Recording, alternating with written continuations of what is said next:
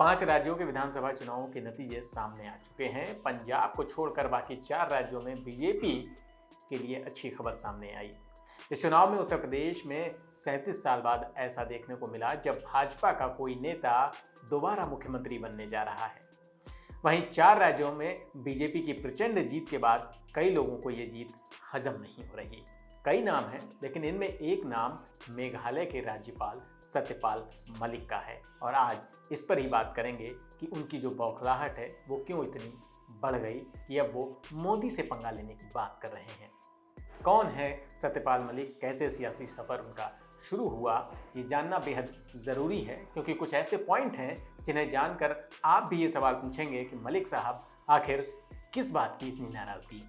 तो वीडियो शुरू करें उससे पहले आपसे एक छोटी सी अपील, अगर चैनल को आपने सब्सक्राइब नहीं किया है तो सब्सक्राइब कर लें और बेल आइकन का बटन दबा लें। फेसबुक पर अगर वीडियो को देख रहे हैं तो पेज को लाइक ज़रूर करें। तो आइए अब बात करते हैं सत्यपाल मलिक की कि उन्होंने अभी ताज़ा ऐसा क्या बयान दिया जिसे लेकर वो सुर्खियों में आ गए।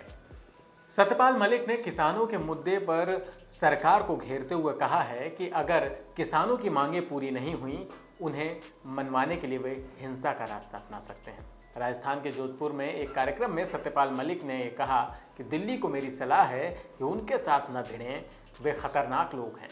उन्होंने ये भी दावा किया कि किसानों का मुद्दा उठाने के कारण अपना पद खोने का उन्हें कोई डर नहीं है। राज्यपाल ने यह भी कहा कि किसान जो चाहते हैं उसे हासिल कर लेंगे, अगर यह बातचीत के जरिए नहीं मिला तो वो लड़कर ले लेंगे, अगर लड़कर नहीं मिला तो वो हिंसा के माध्यम से ले लेंगे।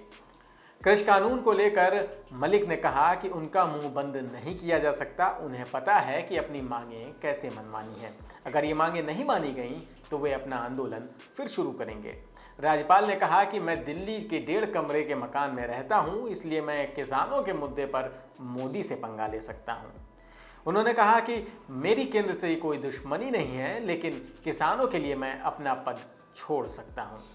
अपनी पुरानी टिप्पणी दोहराते हुए मलिक साहब ने कहा कि पहले भी किसानों के मुद्दे पर जब उन्होंने प्रधानमंत्री से मुलाकात की थी तो महज 5 मिनट में ही उनकी लड़ाई हो गई थी। यूपी चुनाव को लेकर मलिक साहब बीजेपी से उम्मीद लगा रहे थे कि बीजेपी का प्रदर्शन खराब होगा, लेकिन हो गया उल्टा। जाहिर है गुस्सा तो आएगा, लेकिन इस गुस्से में हिंसा जैसी बातें करना कितना ठीक है, पहला तो सवाल ये है।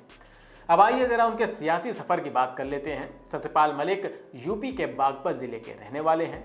यहाँ एक गांव है जिसका नाम है हिसाबाड़ा। जब 2 साल के थे तो पिता गुजर गए। बताया जाता है कि उनकी पढ़ाई लिखाई शुरू में स्थानीय स्कूलों में ही हुई और उसके बाद जब कॉलेज में पढ़ने का वक्त आया तब वो बीएससी के लिए मेरठ पहुंच गए।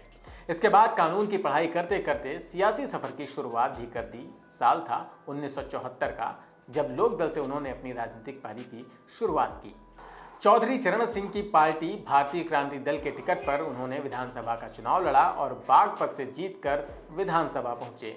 1974 से लेकर 1977 तक विधायक रहे।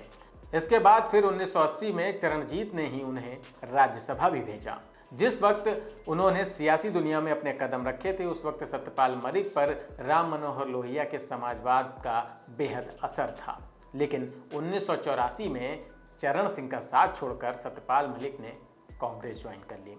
राज्यसभा का रास्ता उनके लिए राजीव गांधी ने आसान कर दिया, लेकिन जब बोफोर्स का घोटाला सामने आया तो उन्होंने 1987 में कांग्रेस को भी टाटा कर दिया और 1988 में जनता दल में शामिल हो गए। जनता दल में विश्वनाथ प्रताप सिंह के वो करीबी माने जाते थे, लिहाजा 1989 में अलीगढ़ सीट से वो पहली बार लोकसभा पहुंच गए। इसके बाद वीपी सिंह ने भी उन्हें मंत्री बनाया, लेकिन मलिक साहब यहाँ भी ज़्यादा दिन तक नहीं टिके और 1996 में मुलायम सिंह के साथ हो गए, समाजवादी पार्टी ज्वाइन कर ली। दल बदलने का ये दौर जारी रहा और बारी थी बीजेपी की। 2004 में वो बीजेपी में शामिल हो गए। बीजेपी की तरफ से चरण सिंह के बेटे अजीत सिंह के खिलाफ उन्होंने लोकसभा का चुनाव लड़ा, लेकिन जीत हासिल नहीं हो सकी। लेकिन हारने के बाद भी बीजेपी ने उन्हें तवज्जो दी। पार्टी ने उन्हें संगठन के काम में लगाया, जिसके लिए वजह बताई गई कि जाट आंदोलन को लेकर नाराजगी चल रही थी, जिसमें मलिक ने बेहद अहम भूमिका अदा की थी। इसके बाद सितंबर 2017 में पार्टी ने उन्हें बीजेपी किसान मोर्चा की जिम्मेदारी से मुक्त कर दिया और उन्हें बिहार का राज्यपाल बना दिया।